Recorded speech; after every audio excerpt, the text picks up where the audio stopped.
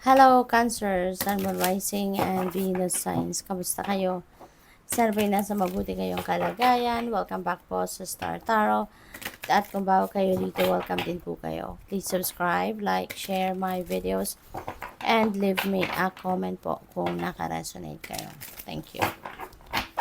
So, tignan natin mga mensahe ninyo. We have abundance, Cancer, napakaganda. Meron kayong abundance, no, that is coming your way. Merong kasaganaan na dadating sa buhay ninyo. So, this is really, really beautiful.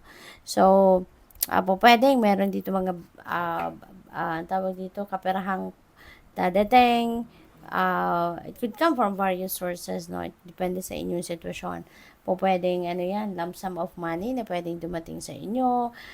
Po pwede rin na yung dadating sa inyo, baka windfall of money. Po pwedeng may return of investment, yung gano'n. So, depende yan sa inyong sitwasyon. But definitely, there are some amount of money that is coming your way, no? Cancer. So, good luck sa iyo dyan and congrats. Napakaganda. There is miracles as well. So, pwede talaga na siksik-liglig umaapaw, no? Yung mga blessings na paparating sa'yo. Yung miracles na to, this could be answered prayers. Diba? Maaaring ito na yun. Yung mga pinagdadasal ninyo, maaaring yan ay ibibigay na sa iyo ng universe sa ngayon. And that could be wonderful events, no, na dadating, na bigla na lang dadating sa iyo, hindi mo inaasahan, yung mga ganun ba? So, expect the unexpected, kumbaga, no, Cancer. So, success. Yan. So, since we have abundance, so definitely there is financial success coming your way. Definitely there is material and financial success dito. So, pwede talaga na magiging marami, no? There is financial gain, no? Maraming pera ang pwedeng dumating sa inyo rito. Pwede rin na, mga success ninyo sa inyong mga ginagawa, sa trabaho, sa career ninyo, negosyo, yung gano'n, no? Cancer. So, maganda. Maganda ang mga kaganapan dito paparating sa buhay ninyo. So, what else we have? Spirit of the River, movement toward adventure. Ayan. So, dahil siguro matagumpay kayo sa ngayon, no? May mga projects kayo or endeavors kayo, ventures na maging matagumpay. Kaya siguro mag-iisip kayo na subukan ko kayang ganito. Kasi baka meron kayong opportunity din, 'di ba? To start something new na hindi pa ninyo ito nagagawa before, no? So, this could be a new beginning na maybe you need to take risk or maybe you need to get into something na, alam mo yun, it might require you to come out of your comfort zone, no? Kaya, pwede, no, na, kumbaga, ito sa inyo, challenging, no? So, we have number 15, Dust Devil, moving out of stagnation. So, napakaganda kasi lalabas na kayo doon, no? Sa pagiging stagnant, sa pagiging, tawag dito, yung, kasi for quite some time siguro na-stuck na kayo, no? Na-stuck kayo somewhere. Kaya ngayon, palabas na kayo sa stagnation energy. Palabas na kayo doon sa pagiging stuck. And that things are going to start moving forward. Things are going to start to uh, to move again, no? Yung ganon. So, this is good, no? This is good. So, we have number 55, bold step forward. Yeah. Kailangan mo talaga, no? You need to take a bold step forward. Kasi nga, papunta ka doon sa pag-adventure, papunta ka doon sa pagsusubok, no? Sa paggawa ng mga bagay na hindi pa ninyo nasusubukan before.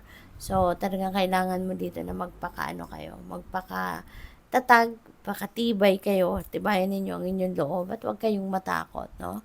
So, we have beloved, radical acceptance. Ayan. So, there could be things dito na kailangan na ninyong tanggapin, no? Pwedeng, so, parang nag-aalab na puso, diba, ang nandito.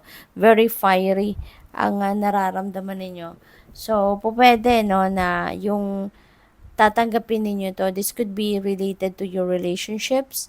Po pwedeng merong mga pagbabago sa relationship dynamics. Pwedeng merong mga pagbabago sa samahan ninyo ng inyong person sa ngayon at parang walang ibang dapat na gawin kayo dito para lang na may pagpatuloy na maayos yung inyong relationship, but to accept what is happening sa inyong sitwasyon. So, good luck sa iyo dyan. So, tignan natin kung ano pa ang mga mga mensahe para sa iyo. We have the Sun. Wow, Cancer. Alam mo, napakaganda ng inyong mga susunod na araw, no?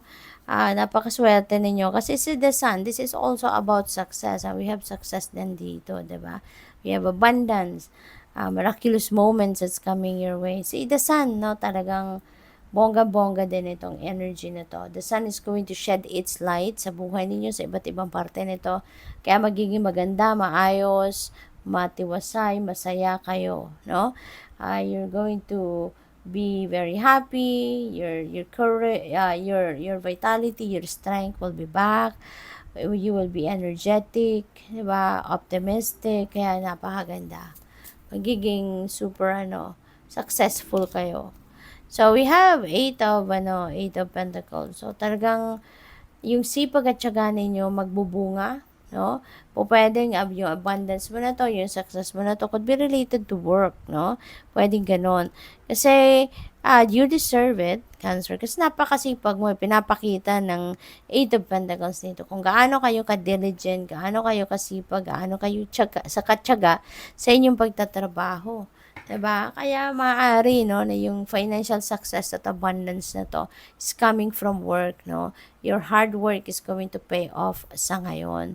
So, pwedeng ma-promote ka. So, pag na-promote ka, mas malaki yung sweldo.